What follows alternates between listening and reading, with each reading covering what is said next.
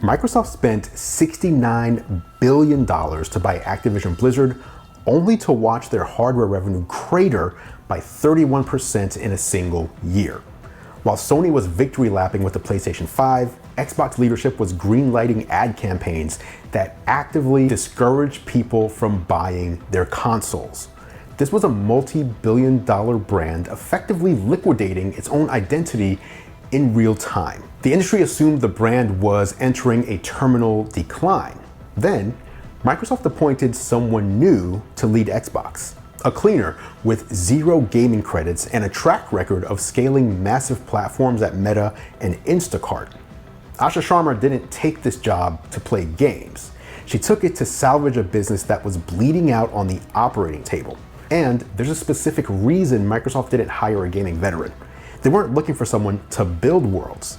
They were looking for someone who knew how to dismantle them. So who is Asha Sharma and why was everyone skeptical? Let's take a look at the trajectory. In 2011, Carlson School of Management. 2017, VP of Product and Engineering at Meta, running Messenger and Instagram Direct at a scale most people can't picture. 2021, Chief Operating Officer of Instacart, steering the company through a $42 a share IPO. 2024, President of Microsoft's Core AI. Asha Sharma is someone who knows how to scale companies until they hit a $1 billion valuation, then moves on to the next fire. 0 time in gaming, 0 studio credits, even her gamer tag was brand new when she took the job, and the community noticed immediately.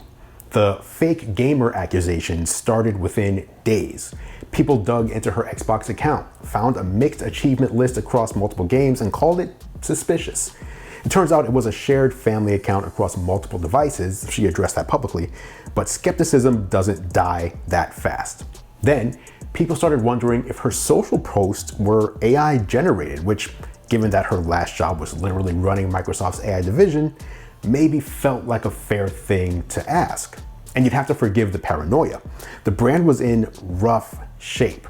Phil Spencer and Sarah Bond were both gone.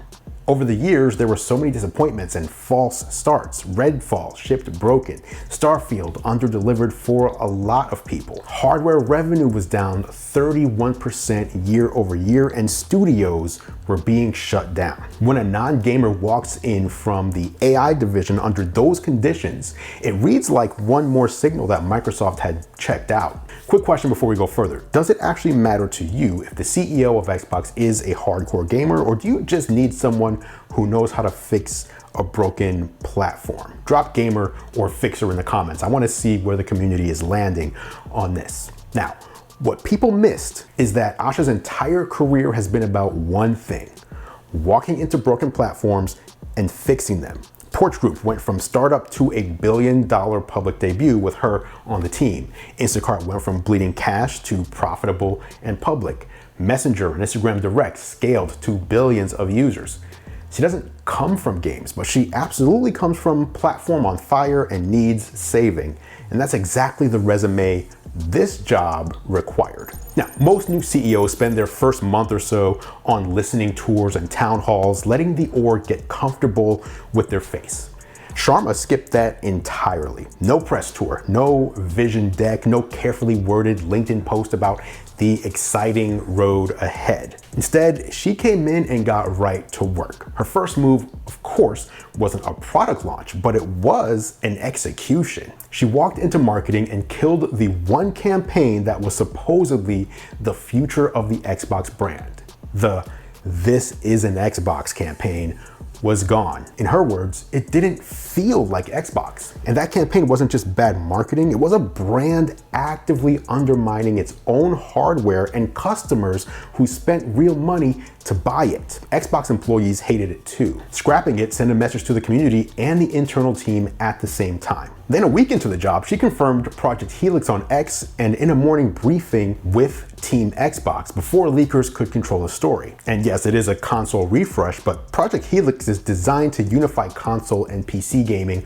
on a single piece of hardware, so your Xbox library and your PC library run natively on the same box. No more having to choose a side. Alpha versions head to developers in 2027, and she committed to not leaving Series X and S owners behind in the meantime.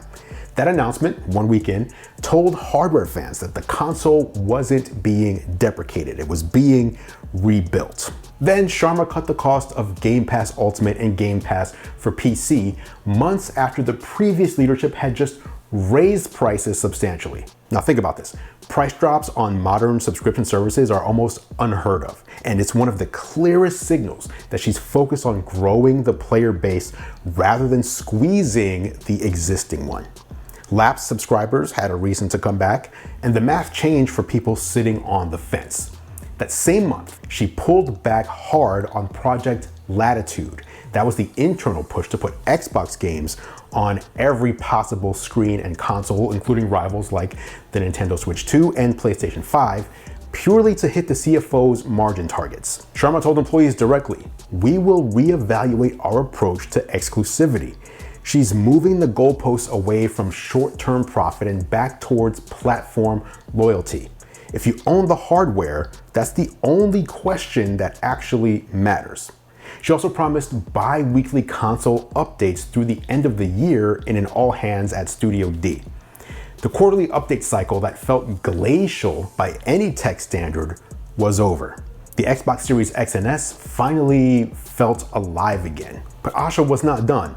She invited Seamus Blackley, the man who literally co-created the original Xbox, to Xbox headquarters. Blackley had been one of the brand's loudest critics recently, calling out the directionless era publicly and consistently. Most executives ignore people like that or quietly wait for them to just fade away.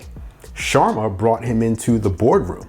That hit loud with the core community because it signaled she actually respected where Xbox came from. And the same day, the "We Are Xbox" memo, co-authored with Matt Booty, did something rare for a trillion-dollar company. It admitted their customers, their players, were frustrated. More importantly, it retired the Game Pass subscriber count as the primary internal metric. That number had driven nearly every decision for a decade, and it was gone. From May 5th forward, Xbox only cares about one number: daily active players. If you aren't playing, they aren't winning. Then, in a huge move just a few days ago, Copilot AI got pulled off of Xbox consoles and mobile entirely with no lengthy explanation other than it's not what gamers want. Sharma came directly from Core AI, and she's one of the most AI fluent executives at Microsoft, and she killed an AI feature because gamers weren't feeling it.